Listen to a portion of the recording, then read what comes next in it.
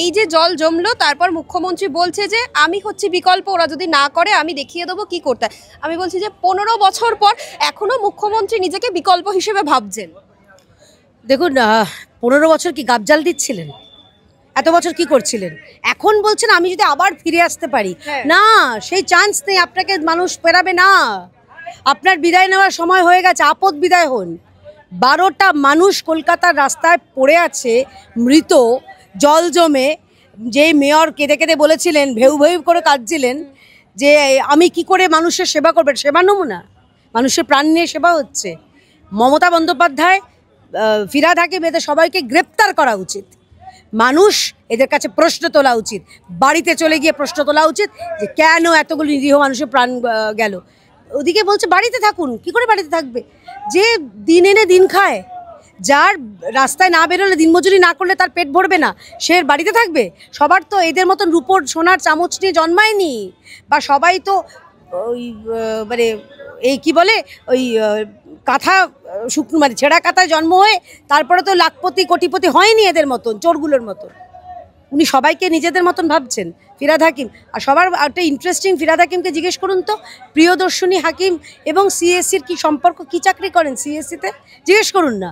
সিএসসিকে উনি বলছেন, উনি তো আসলে এইগুলো বলতে চাইছেন, সাধারণ মানুষকে দোষ দিতে চাইছেন একটাই কারণে, তার নিজের আদরের মেয়ে তো ওখানে চাকরি করে, সেটাকে বাঁচানোর জন্য। এক, আচ্ছা, দ্বিতীয় হচ্ছে উনি বলছেন বিকল্প। আপনি বিকল্প না, আপনি নির্বিকল্প। আপনাকে এই রাজ্যের মানুষ একদম ওই যেরকম দুধে ভাত করে রাখা, দুধে ভাত করে রাখা উচিত। কারণ আপনারা আপনার অপদার্থতায়, আপনার প্রশাসনের অপদার্থতায় 12টা প্রাণ গেছে। আমাদের স্বাভাবিক, আমাদের বাঙালি সবথেকে বড় পুজো দুর্গা পুজো, আমরা মায়ের আরাধনা করছি, কিন্তু সেই কোথাও একটা বুকে কাঁটা আছে। সঙ্গীতা, মানে সাধারণ মানুষ, গরিব মানুষ, তারা তাদের প্রাণ গেছে।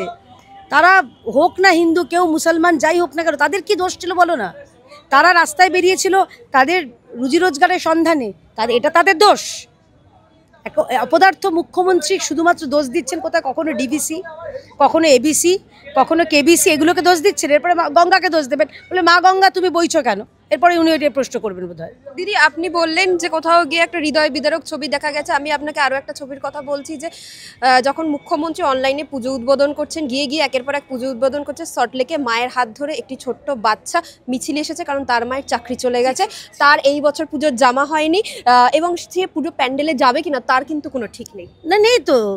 যাদের কালকে পর্যন্ত নিশ্চিন্ততা ছিল পুজোর জামা হবে, তাদের এখন চিন্তা হচ্ছে আমি কালকে কি খাবো, আমার বাচ্চারা পরের মাসে আমি স্কুলের টিউশন ফিটা কি করে দেব, আমার বাবা মায়ের, বৃদ্ধ বাবা মায়ের ওষুধটা কিভাবে আনবো, এখন তাদের এই চিন্তা হচ্ছে। এবং এটার জন্য সৌজন্য হচ্ছে এই অপদার্থ প্রশাসন, অপদার্থ সরকার এবং মমতা ব্যানার্জি। উনি ছাড়া কারোর দায় নেই। যখন বারবার মাননীয় আদালত চেয়েছেন যে আপনি চাল কাকড় আলাদা করুন, চাল কাকড় আলাদা করুন, এসএসসিকে বলেছেন, করেনি। এখন বলছে সুপ্রিম কোর্টকে বলুন, একে বলুন, ওকে বলুন। আপনারা কি করছিলেন?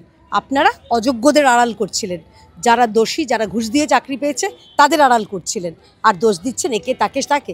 এইগুলো চলে না, এগুলো এই ট্রিকটা অনেক পুরনো হয়ে গেছে, এগুলো চলবে না। তারা আন্দোলন করতে এসেও দিদি বলছে যে আন্দোলনে যে আসবো, মিছিলে আসবো, গাড়ি ভাড়াটুকু নেই, আমাদের 7 মাস মাইনে হয়নি, আমরা কোথায় প্রতিবাদ করব? কি ভয়ঙ্কর অবস্থা চিন্তা করুন তো, কি ভয়ঙ্কর অবস্থা।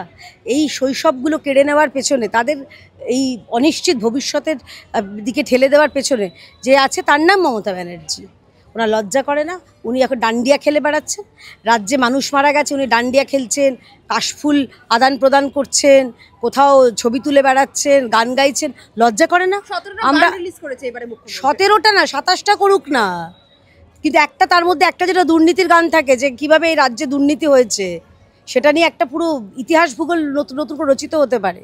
সারা বিশ্বের ইতিহাসে সবথেকে দুর্নীতিগ্রস্ত দল এবং সবথেকে দুর্নীতিগ্রস্ত সরকার যদি কারো নাম থাকে, জলজল করবে মমতা বন্দ্যোপাধ্যায় তথা তৃণমূল কংগ্রেস।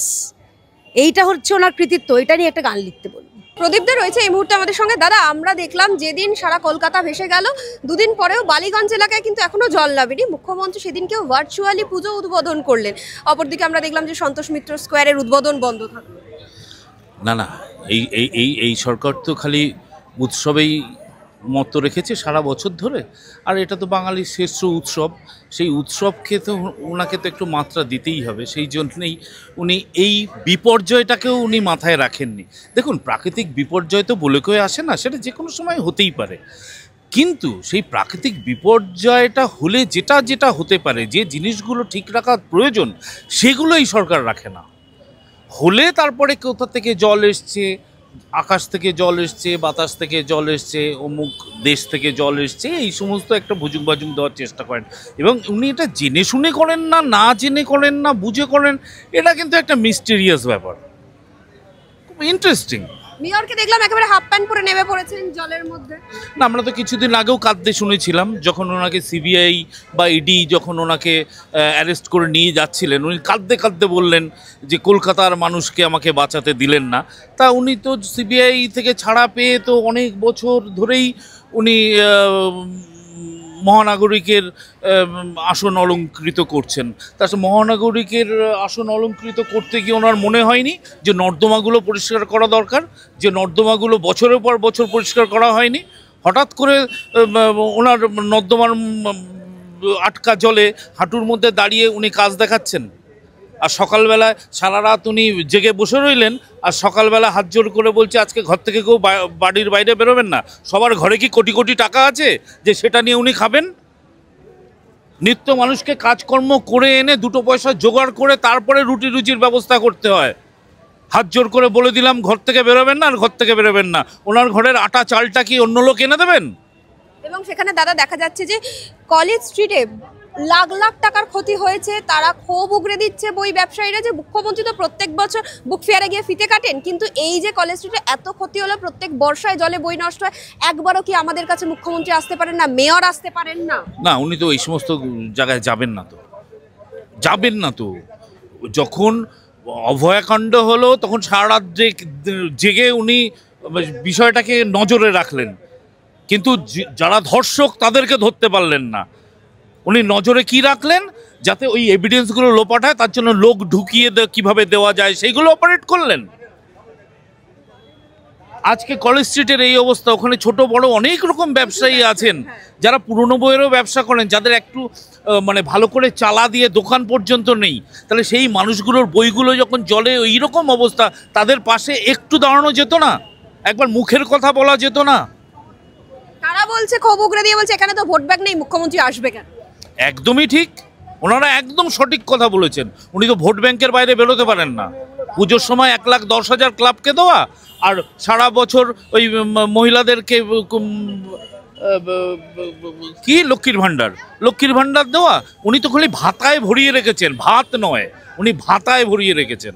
কিন্তু এখন কোথাও গিয়ে মুখ্যমন্ত্রী বলছেন আপনারা যদি আমাকে আবার ফিরিয়ে আনেন, এই যে ড্রেনেজ সিস্টেম আমি দায়িত্ব নিচ্ছি, এখন 15 বছর পর মুখ্যমন্ত্রী বলছেন। ড্রেনেজ সিস্টেমের দায়িত্ব উনি কি নেবেন? ঘাটার মাস্টার প্ল্যান ঠিক করে দেবেন কত বছর আগে কথা দিয়েছিলেন। 3টে টার্ম চলে গেল, ঘাটাল মাস্টার প্ল্যান এখনো হয়নি। ডিবিসি জমি চেয়েছে, সেই জমি পর্যন্ত দেয়নি। আবার উনি ড্রেনেজ সিস্টেম, আবার 5 বছর মানুষকে বোকা বানানোর চেষ্টা। হ্যাঁ, ম্যানমেড তো ওনার মনেই হবে।